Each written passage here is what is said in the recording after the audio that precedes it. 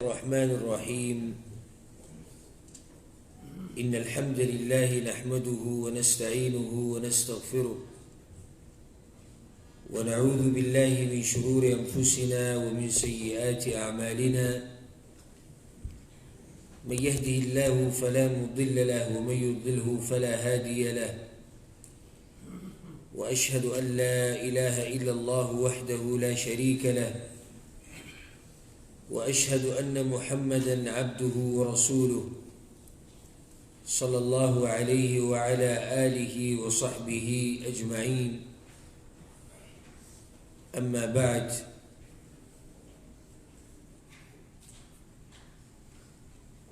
اللہ سبحانہ و تعالی نے ہم سب کو ایک بڑی نعمت سے نوازا ہے جس کو دین اسلام کہا جاتا ہے۔ ابھی تھوڑی دیر پہلے آپ لوگوں کے سامنے ایک بھائی نے کلمہ پڑھا جس کو اللہ نے توفیق دی اس دین حنیف میں داخل ہونے کی۔ یہ نعمت جو ہمارے پاس ہے یہ وہ نعمت ہے جس کی اصل قدر اور قیمت ان لوگوں کو معلوم ہے جو دوسرے مذاہب میں رہ چکے ہوں اور پھر ان کو توفیق ملے اس دین میں داخل ہونے کی۔ ان سے پوچھو کہ یہ کتنی بڑی نعمت ہے۔ اس نعمت سے اللہ نے ہمیں نوازا ہے، اور پھر اسلام میں قسم قسم فرقے اور تنظیمیں بنی ہوئی ہیں، ان سب میں اللہ سبحانہ و تعالی نے ہمیں قرآن اور حدیث کا خالص عقیدہ نصیب فرمایا ہے۔ یہ پھر اللہ سبحانہ و تعالی کی دوسری نعمت ہے جس سے ہمیں نوازا گیا ہے۔ سب کو یہ نصیحت سب سے پہلے کہ اس مبارک جگہ میں جمع ہونے کی مقصد اور ہدف ایک ہی ہے، وہ ہے کچھ وقت اللہ سبحانہ و تعالیٰ کے دین کے لیے دینا، کچھ وقت اللہ کے لیے گزارنا۔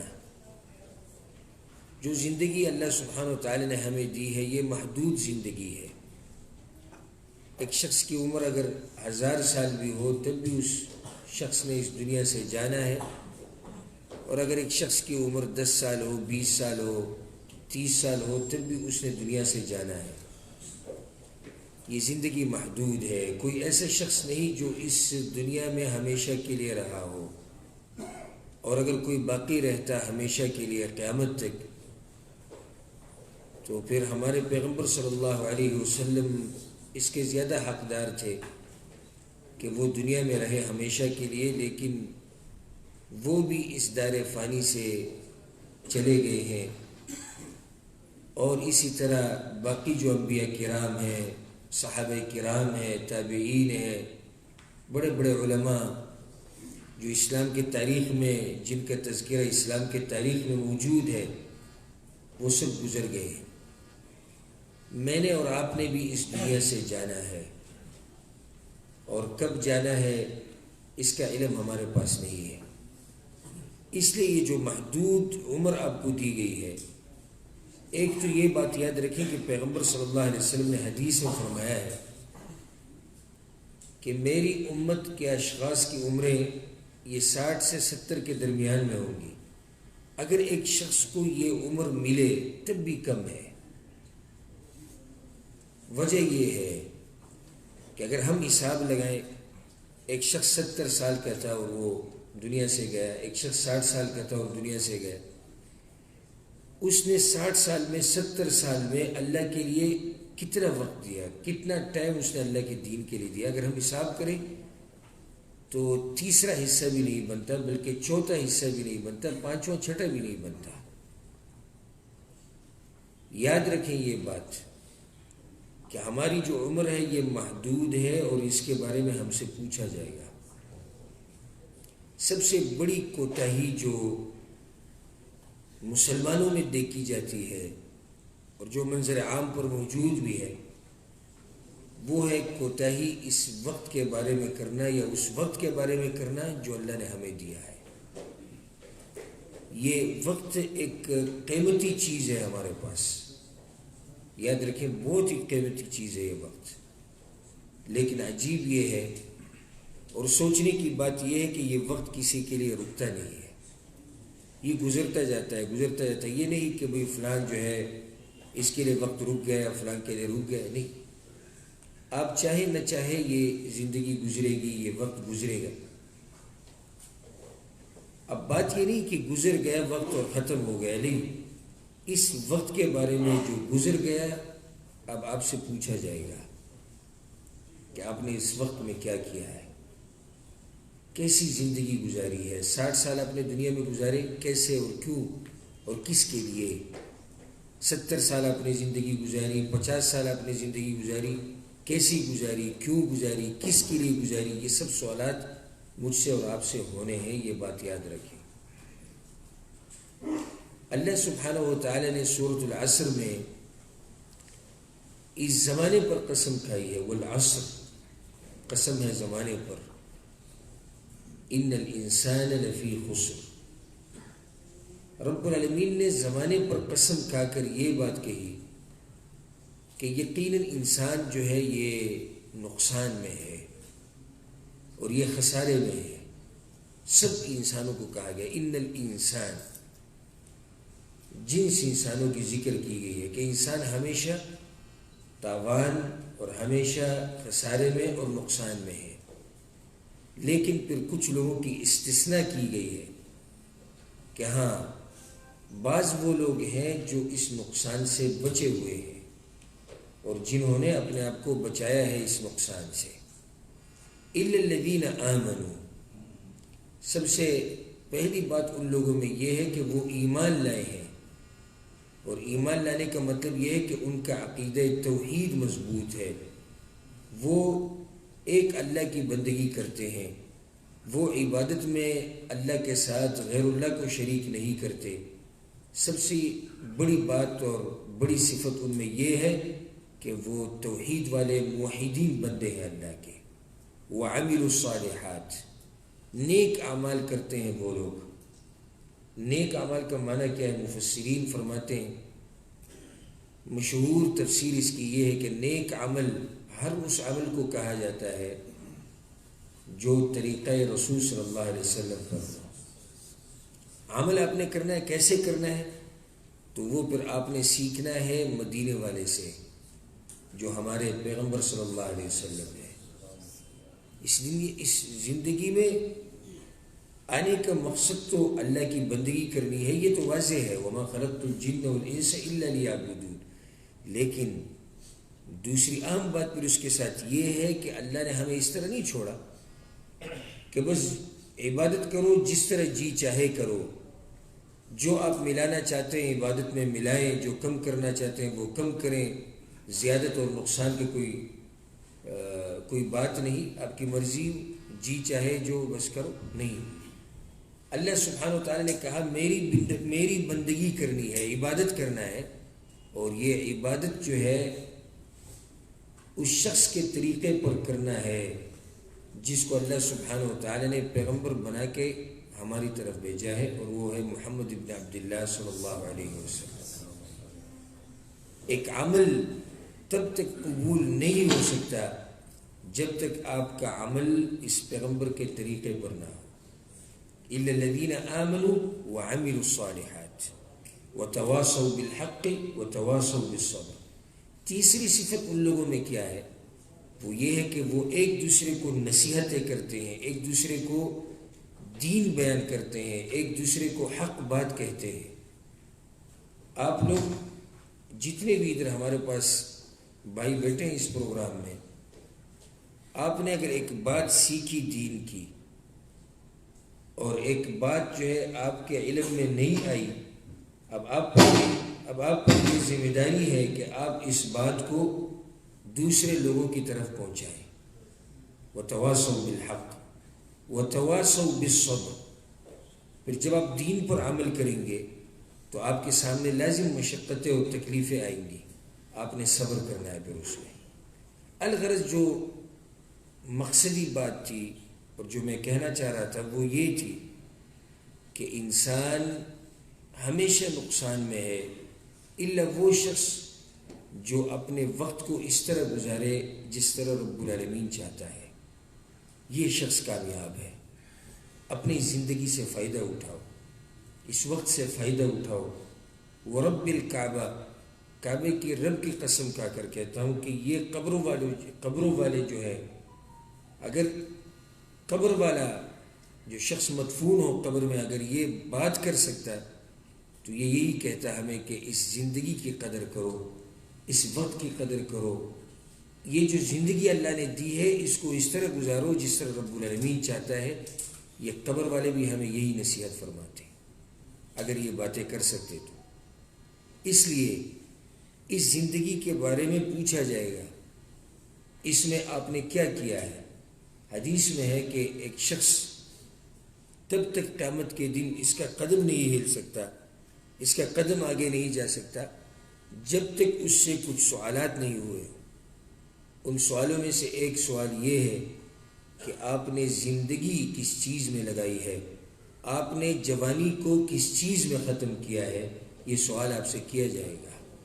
کیا آپ یہ جواب دیں گے کہ میں نے زندگی صرف پیسے کمانے کے لیے گزاری تھی؟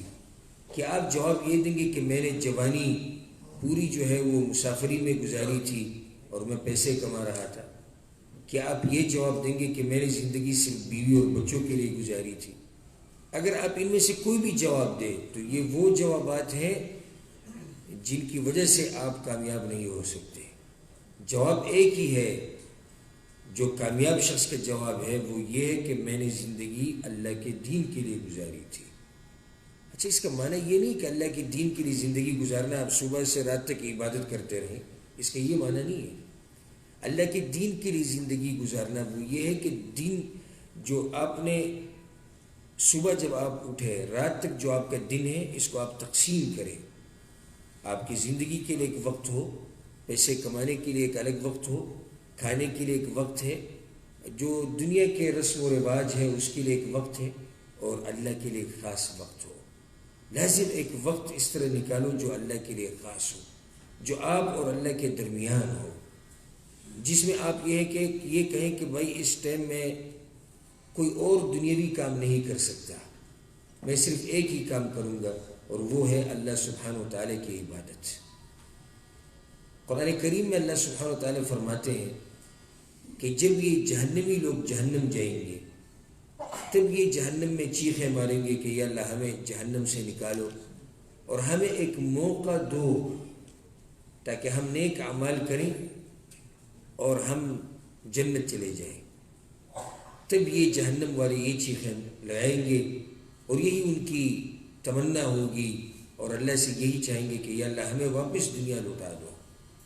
رب العالمین فرمائیں گے ان کو اولم نعمرکم ما یتذکر فیہ من تذکر، کیا میں نے آپ لوگوں کو اتنی عمر نہیں دی تھی جس میں اگر ایک شخص نصیحت قبول کرنا چاہتا تو قبول کر سکتا تھا، لیکن یہ تو تمہاری غلطی ہے کہ تم نے قبول نہیں کیا نصیحت کو۔ اس لیے ہم پر حجت قائم ہے۔ ایک شخص 30 سال زندگی گزارے، ایک شخص 40 سال 50 60 70 سال زندگی گزارے اور پھر وہ قیامت کے دن یہ کہے کہ اللہ مجھے ایک اور موقع دو، تو کیسے آپ کو دوسرا موقع دیا جائے؟ اور آپ نے اتنی زندگی گزاری کہ جس میں اگر ایک شخص نصیحت قبول کرنا چاہتا تو قبول کر سکتا تھا، تو یہ تو آپ کی غلطی ہے۔ اس لیے اپنے اس وقت سے فائدہ اٹھاؤ۔ حدیث میں ہے پیغمبر صلی اللہ علیہ وسلم فرماتے ہیں اغتنم خمسا قبل خمس، 5 چیزوں کو 5 سے پہلے غنیمت جان لو، 5 باتوں کو 5 سے پہلے غنیمت مان لو۔ پیغمبر صلی اللہ علیہ وسلم نے فرمایا ہے شبابک قبل حرمک، اس جوانی کو بڑھاپے سے پہلے غنیمت مان لو اور غنیمت جان لو، کیونکہ اس جوانی میں جو آپ اللہ کی بندگی کر سکتے ہیں وہ بڑھاپے میں آپ نہیں کر سکتے۔ اس لیے سب کے لیے یہ نصیحت ہے اور دل سے یہ نصیحت ہے آپ سب کو کہ یہ جو جوانی اللہ نے آپ کو دی ہے اس جوانی کو اللہ سبحانہ و تعالیٰ کے دین میں فنا کر دو، اس جوانی کو استعمال کرو اللہ کے دین کے لیے. آپ ابھی تہجد کر سکتے ہیں، ایک وقت آپ پر اس طرح آئے گا کہ آپ تہجد نہیں کر سکیں گے. آپ ابھی لمبا سجدہ، لمبا رکوع کر سکتے ہیں، ایک وقت اس طرح آئے گا کہ آپ نماز میں کھڑے ہونے کے قابل بھی نہیں ہوں گے. بڑھاپا جب شخص پر آتا ہے. آپ ابھی نفلی روزے رکھ سکتے ہیں، ایک وقت اس طرح آئے گا کہ آپ روزہ نہیں رکھ سکیں گے. آپ ابھی ذکر و اذکار کر سکتے ہیں، قرآن کی تلاوت کر سکتے ہیں، زبان کام کر رہی ہے، ہونٹ چل رہے ہیں، کان کام کر رہے ہیں، ابھی بدن برابر ہے. ایک وقت اس طرح آئے گا کہ آپ قرآن کریم کی تلاوت بھی بامشکل کریں گے. اس لیے اس وقت سے فائدہ اٹھاؤ، یہ غنیمت ہے ہمارے پاس. ان 5 باتوں میں جو پیغمبر صلی اللہ علیہ وسلم نے اس حدیث میں بیان کی ہے، ان میں سب سے پہلی بات یہ ہے کہ جوانی کو بڑھاپے سے پہلے غنیمت جان لو. یہ جوانی ایک مرتبہ گئی تو پھر نہیں آئے گی. کبھی آپ نے کوئی شخص اس طرح دیکھا ہے جو پھر جوان ہو؟ نہیں. اس لیے اس موقع سے فائدہ اٹھاؤ، اس وقت سے فائدہ اٹھاؤ. اور رب العالمین کو وہ عبادت بہت پسند ہے جو عبادت جوانی میں ہو.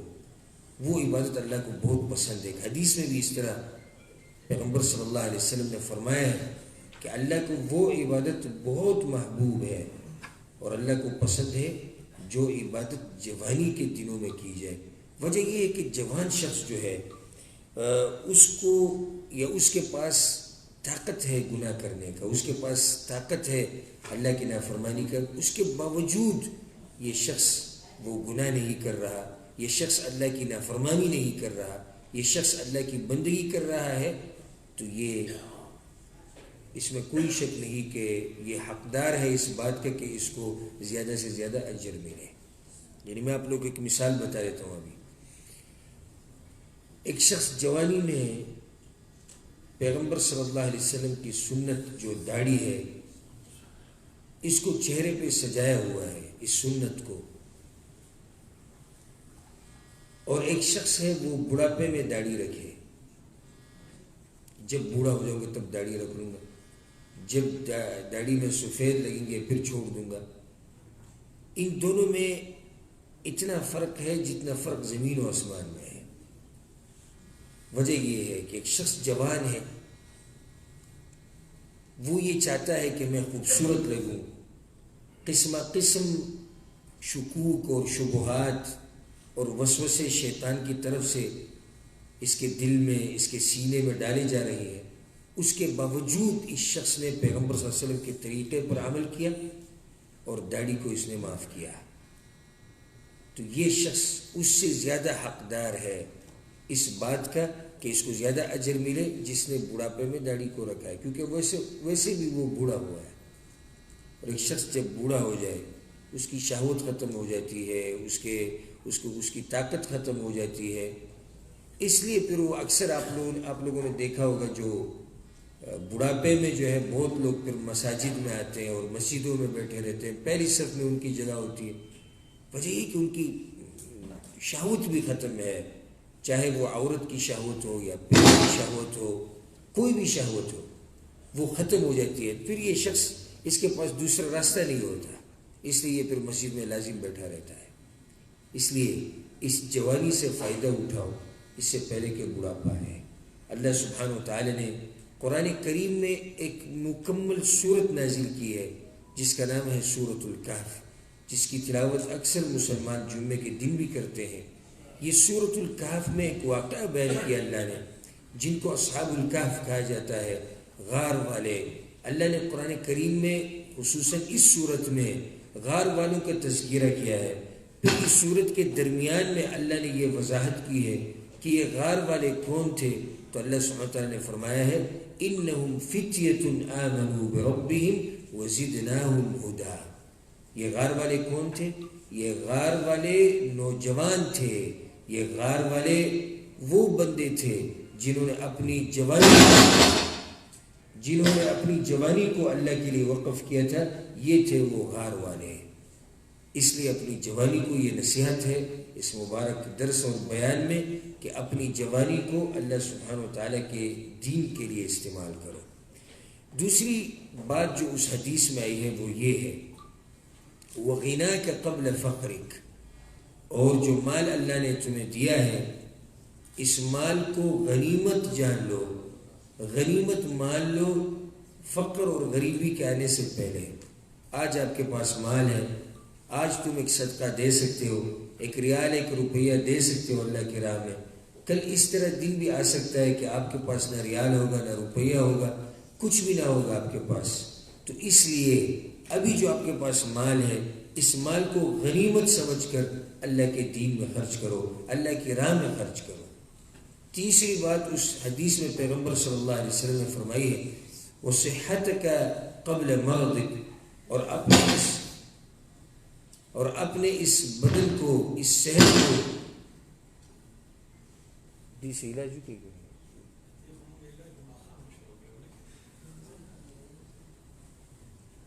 تیسری بات پیغمبر صلی اللہ علیہ وسلم نے حدیث میں یہ فرمائی ہے وَصِحَّتَكَ قَبْلَ مَرَضِكَ، اور اپنے اس صحت کو، اس بدن کو جو اللہ سبحانہ و تعالی نے آپ کو دیا ہے، بیماریوں سے خالی بدن جو اللہ سبحانہ و تعالی نے آپ کو دیا ہے، اس کو غنیمت جان لو بیماری کے آنے سے پہلے، اس کو غنیمت جان لو اور اس کو غنیمت مان لو۔ آج آپ کو اللہ نے صحت دی ہے، آج آپ اللہ سبحانہ و تعالیٰ کی ہر قسم کی بندگی کر سکتے ہیں، ہر قسم کی عبادت کر سکتے ہیں۔ ایک وقت اس طرح آئے گا کہ آپ بیمار ہوں گے، ایک وقت اس طرح آئے گا کہ آپ کے بدن میں وہ طاقت نہیں ہوگی کہ آپ اللہ کی عبادت کریں۔ اس لیے یہ قیمتی نصیحت۔ اور تیسری بات اس حدیث میں یہ ہے کہ اس صحت کو، اس بدن کو جو بیماریوں سے صاف اور بیماریوں سے پاک بدن ہے آج آپ کا، اس کو غنیمت جان لو ان دنوں کے آنے سے پہلے جب آپ پر بیماریاں آئیں گی، جب آپ کمزور پڑ جائیں گے۔ چوتھی بات پیغمبر صلی اللہ علیہ وسلم نے اس حدیث میں یہ فرمائی ہے کہ وَشُغْلَكَ وَفَرَاغَكَ قَبْلَ شُغْلِكَ، اور جو فارغ وقت ہے آپ کے پاس اس کو غنیمت جان لو اس سے پہلے کہ جب آپ مصروف ہو جائیں۔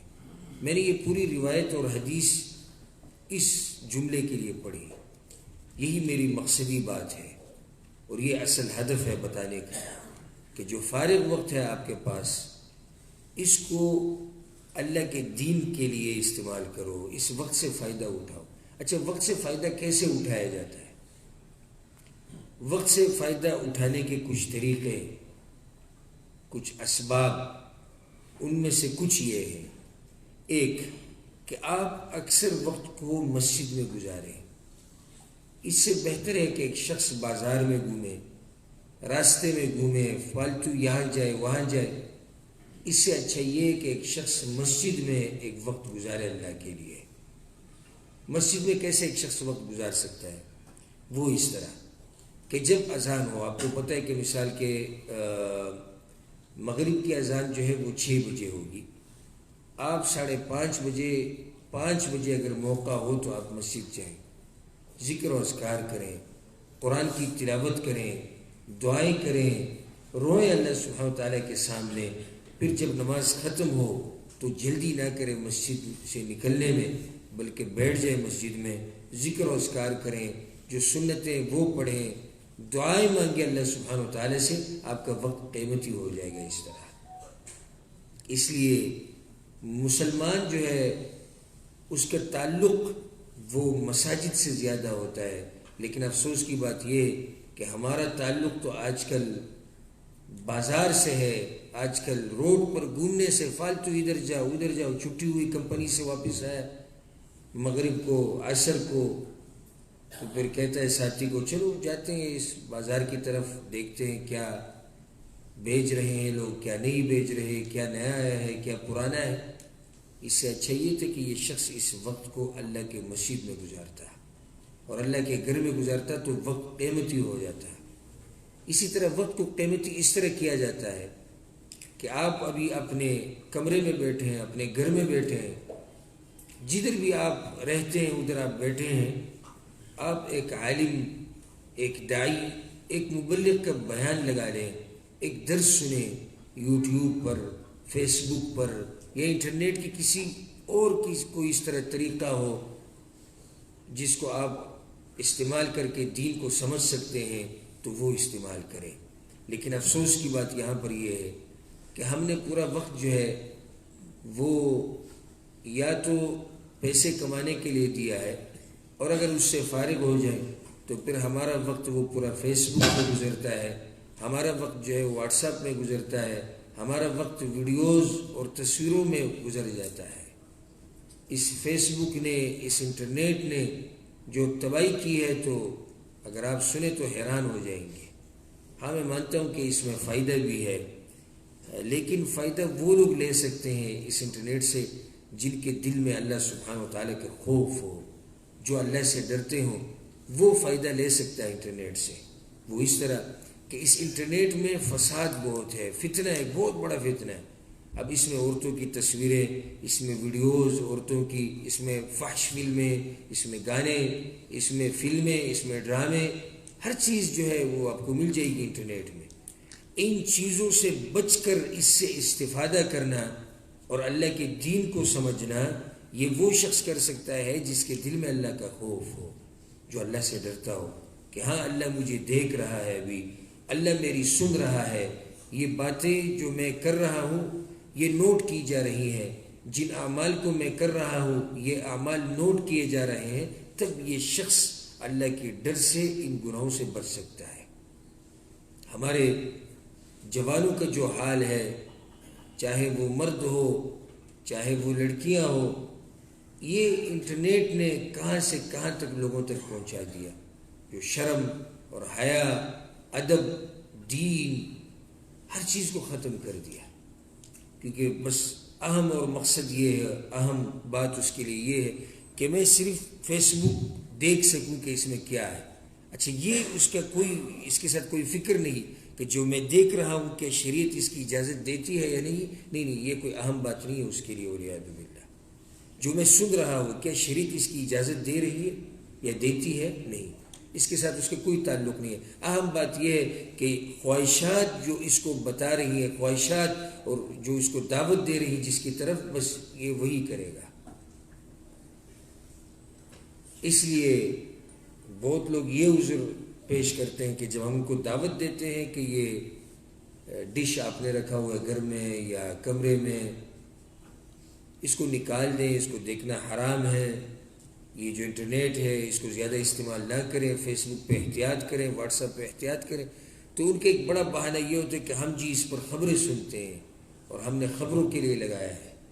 اس لیے میں کبھی کبھار ساتھیوں کو کہتا ہوں کہ پتہ نہیں کہ یہ استثناء کہاں سے ان لوگوں کو ملی ہے کہ اگر ایک شخص اخبار دیکھے، ایک شخص خبریں سنے، ان خبروں میں اگر کوئی لڑکی، اجنبی لڑکیاں اس کے سامنے آئے، ان کو دیکھے، اس میں کوئی حرج نہیں. پتہ نہیں یہ استثناء ان لوگوں کو کہاں سے ملی ہے کہ خبروں میں لڑکیوں کو دیکھا جا سکتا ہے. مجھے تو اس بات کا کوئی علم نہیں، لیکن اگر کسی کے پاس اس کے بارے میں کوئی علم ہو تو برائے کرم ہمیں بھی بتا دیں کہ ہاں خبریں سنانے والی جو لڑکی ہے اس کو دیکھا جا سکتا ہے. خبروں کے درمیان جو گانے کی آواز ہوتی ہے جو حرام ہے شریعت میں، اس کا سننا جائز ہے، تو کوئی ہمیں بھی بتا دے. وقت کو برباد کیا لوگوں نے اس انٹرنیٹ میں، ورب الکعبہ اتنا برباد کیا اپنے وقت کو اس انٹرنیٹ میں کہ پوچھو مت. صبح شام ہمارے ہاتھ میں انٹرنیٹ، صبح شام ہمارے ہاتھ میں فیس بک، صبح شام ہمارے بچوں کے ہاتھ میں انٹرنیٹ. بڑوں کو تو چھوڑو، بچوں کے ہاتھ میں انٹرنیٹ. ماں باپ بھی خوش ہیں کہ بچے مصروف ہیں، بچے جو ہے شرارتیں نہیں کرتے، بچے جو ہے پڑوسیوں کے گھر نہیں جاتے، بچے جو ہے کھیلنے کے لیے نہیں جاتے. اس لیے ہم نے ان ہر ایک کے لیے جو ہے موبائل خریدا ہوا ہے، اور خوش بھی ہے، ماں بھی خوش ہے، باپ بھی خوش ہے. اور یہ بھی خوشی کی بات وہ سمجھتے ہیں کہ اس عمر میں اس کو انٹرنیٹ چلانا آتا ہے. لیکن یہ کوئی نہیں پوچھتا کہ یہ کیا دیکھ رہا ہے، اس کی تربیت کیسی ہو رہی ہے، یہ کیا سن رہا ہے، یہ بڑا ہو کے کیا بنے گا، یہ کیا کرے گا، اس کی کوئی فکر نہیں ہے. میں بتا رہا تھا کہ صبح شام ہمارے پاس انٹرنیٹ ہے. صبح جب ہماری آنکھ کھلتی ہے تو سب سے پہلے ہم موبائل کا کوڈ لگا کے دیکھتے ہیں کہ کس نے میسیج بھیجا ہے، کس نے نہیں بھیجا. کبھی قرآن کریم کو بھی صبح سویرے کھول کے دیکھو کہ اللہ نے کون سا میسیج بھیجا ہے آپ کی طرف؟ کبھی قرآن کریم کو کھولا ہے آپ نے؟ قرآن کریم پر تو غبار لگا ہوا ہے اور پڑا ہے ہمارے الماریوں میں.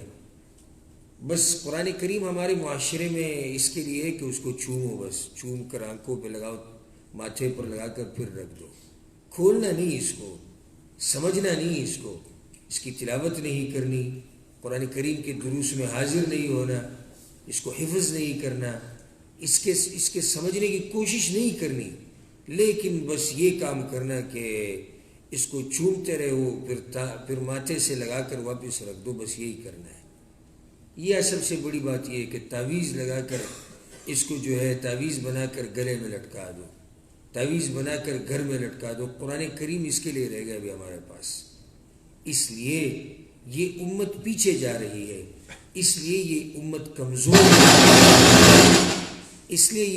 کمزور ہو رہی ہے، کیونکہ اس امت نے اس کتاب کو چھوڑا جو عزت کا سبب ہے. اس کتاب کو انہوں نے پیچھے چھوڑ دیا جس کتاب کی وجہ سے اللہ سبحانہ و تعالی نے اس امت کو عزت سے نوازا تھا. اس کتاب کو انہوں نے چھوڑ دیا. تو اس لیے آج کل جتنی بھی ہماری امت کمزور بن رہی ہے، اس کی سب سے بڑی وجہ یہ ہے کہ قرآن کریم کو چھوڑ دیا گیا ہے. قرآن کریم کو صرف ہم نے اس لیے رکھا ہے کہ اس سے تعویذ بنائیں، اور اس کے زیادہ سے زیادہ جب کوئی وفات ہو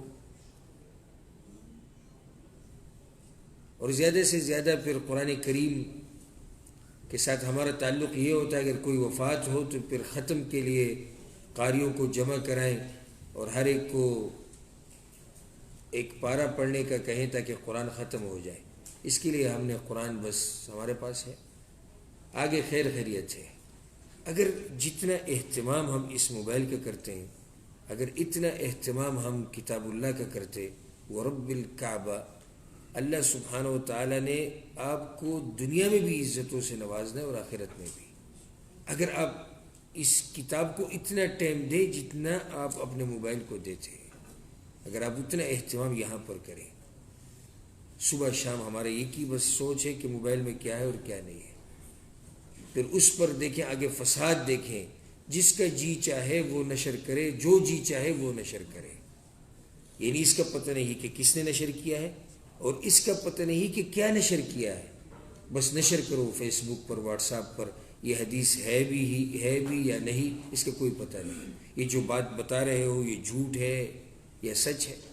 آج کل دیکھو یہ ایک وائرس جو چائنا میں ہے اور چائنا سے شروع ہوا ہے، ابھی تو پھیل گیا ہے کچھ اور ملکوں میں بھی، کورونا وائرس جو ہے. اور اللہ سبحانہ و تعالی ہم سب مسلمانوں کی حفاظت فرمائے اور اللہ سبحانہ و تعالی مسلمانوں کے ملکوں کی حفاظت فرمائے. اس وائرس کے بارے میں بس جس کا جی چاہے جو بولے. کوئی کہتا ہے بھئی فلاں ملک میں اتنے مریض ملے اور فلاں ملک میں اتنے مریض ملے اور ادھر اتنے مریض بنے اور ادھر اتنے. سب جھوٹ ہے اکثر، کیونکہ وہ خوف الہی نہیں ہے.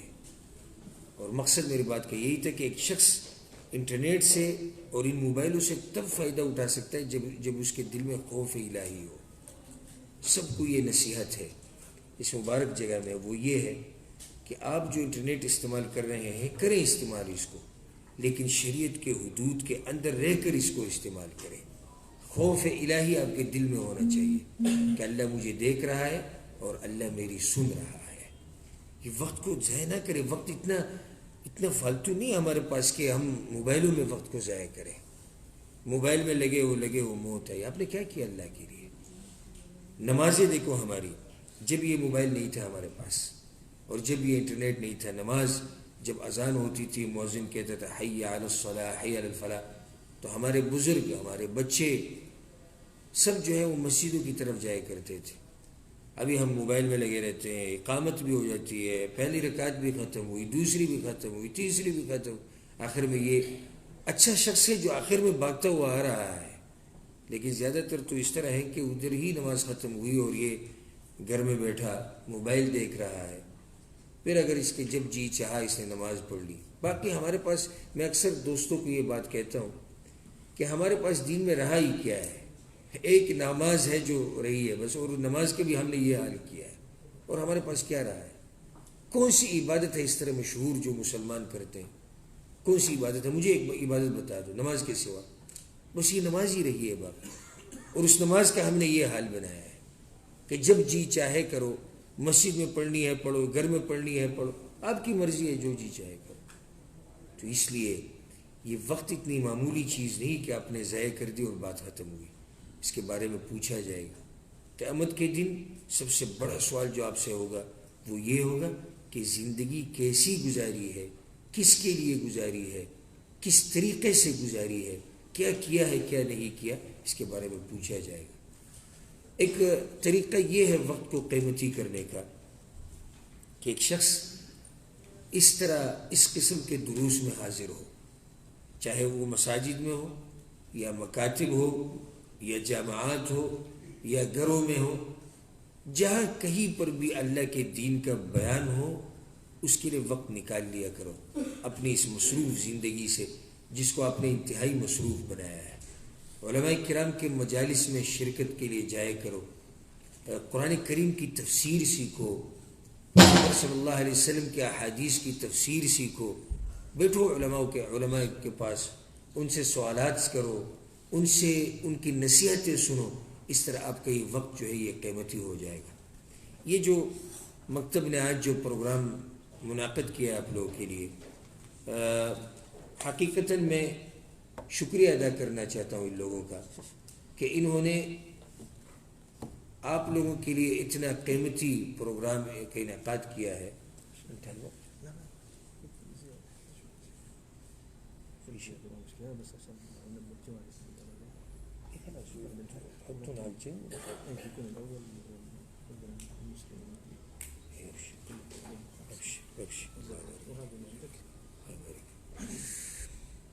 جو پروگرام اس مبارک مکتب نے بنایا ہے اور جس کے انعقاد کیا ہے، مقصد اس کا کیا ہے؟ مقصد اس کا یہ ہے کہ آپ لوگ کچھ سیکھیں. مقصد اس کا یہ ہے کہ آپ لوگ اپنے رب کو پہچانیں، اپنے پیغمبر کو پہچانیں. مقصد یہ ہے کہ آپ آخرت کے لیے کچھ کریں، کچھ محنت کریں. تو اس لیے براہ کرم اور براہ مہربانی اس قسم کے پروگراموں میں شرکت کے لیے لازم جایا کریں. کوئی نہ کوئی، یعنی لازم نہیں کہ آپ جو ہے 2 گھنٹے نکالے، 3 گھنٹے نکالے، 40 منٹ، آدھا گھنٹہ، 20 منٹ آپ نکال دیا کریں اللہ کے لیے. جا کے بیٹھیں، سنیں، کیا پتہ کس عبادت کی وجہ سے اللہ آپ کی مغفرت نصیب فرمائے اور اللہ پر رحم کرے. ایک طریقہ یہ ہے وقت کو قیمتی کرنے کا کہ ایک شخص کتاب کا مطالعہ کرے. آج کل الحمدللہ اللہ نے بہت آسانیاں فرمائی ہے. ایک آسانی یہ ہے کہ اس چھوٹے سے موبائل میں آپ بہت سی کتابوں کو جو ہے اسٹور کر سکتے ہیں، اس میں سیو کر سکتے ہیں. اپنے ساتھ رکھیں قرآن کریم کا ترجمہ، مثال کے کسی بھی عالم کا ترجمہ ہو، جو سلفی عالم ہو، جو حق پرست عالم ہو، اس کا ترجمہ اور تفسیر اپنے ساتھ موبائل میں رکھیں. وقتاً فوقتاً آپ اس کو کھولیں، روزانہ ایک آیت پڑھیں، ایک آیت، اور پھر اس نیچے جو تفسیر لکھی گئی ہے اس کو پڑھیں. روزانہ ایک آیت. ایک وقت اس طرح آئے گا کہ آپ مکمل تفسیر ختم کر لیں گے. اسی طرح احادیث کی جو کتب ہے، یعنی مثال کے بلوغ المرام یا عمدۃ الاحکام یا الاربعون النوویہ، ان کتابوں کا ترجمہ بھی ہوا ہے الحمدللہ اردو زبان میں. آپ اپنے ساتھ اس موبائل میں سٹور کریں ان کتابوں کو، وقتاً فوقتاً ان کتابوں میں سے احادیث کا مطالعہ کریں اور اس کا ترجمہ دیکھیں، اور پھر علماء کرام اس کی شرح میں کیا فرماتے ہیں اس کو دیکھیں. فائدہ اٹھائیں اس موبائل سے، اللہ کے دین کے لیے استعمال کریں. تو یہ کچھ مختصر نصیحتیں تھیں آپ سب کے لیے. حالانکہ اگر سچ بتاؤں تو میرے پاس اتنا وقت نہیں ہوتا، لیکن جو دعات ہیں اور جو ہمارے محترم بھائی اور دوست شیخ اقبال صاحب ہیں اور اس طرح شیخ شکیل صاحب، ان کی یہ خواہش تھی اور بہت عرصے سے وہ یہ کہہ رہے تھے کہ آپ ادھر آئیں اور ساتھیوں کو کچھ نصیحت بتائیں یا نصیحت فرمائیں. تو اس لیے میں نے یہ وقت نکال کے اور خاص آپ لوگوں کے پاس آیا اور آپ لوگوں کی زیارت کے لیے بھی آیا. لازم نہیں کہ ایک شخص بس نصیحت کے لیے جائے، مومن کی زیارت کرنا یہ بھی کافی ہے کہ ایک شخص جنت میں داخل ہو جائے، کیونکہ احادیث سے اس طرح معلوم ہوتا ہے اور قرآن کریم سے کہ الحب للہ والبغض للہ، اللہ کے لیے کسی سے محبت کرنا اور اللہ کے لیے کسی سے دشمنی کرنا، یہ ایمان کے اہم ارکان میں سے ایک رکن ہے۔ تو جو مجھے کھینچ کر یہاں لائی ہے وہ محبت ہے جو اسلام کی وجہ سے ہم دوسرے کے ساتھ کرتے ہیں۔ اللہ سبحانہ و تعالی ہم سب کو ان باتوں پر عمل کرنے کی توفیق عطا فرمائے، اور اللہ سبحانہ و تعالی ہم سب کو استعمال کرے اپنے دین کے لیے، اور اللہ سبحانہ و تعالی اس مبارک مجلس میں جتنے بھی لوگ بیٹھے ہیں رب العالمین ان پر خصوصی رحم فرمائے، اور اللہ سبحانہ و تعالی نے جیسے ہمیں اس مبارک جگہ میں جمع کیا ہے اسی طرح اللہ سبحانہ و تعالی ہمیں جنت الفردوس میں پیغمبر صلی اللہ علیہ وسلم کے ساتھ جمع کرے، اور اللہ سبحانہ و تعالی ہم سب کو موت آنے تک قرآن اور حدیث کے عقیدے پر مضبوط رکھے۔ هذا واللہ اعلم وصلی اللہ وسلم علی نبینا محمد وعلی آلہ وصحبہ اجمعین۔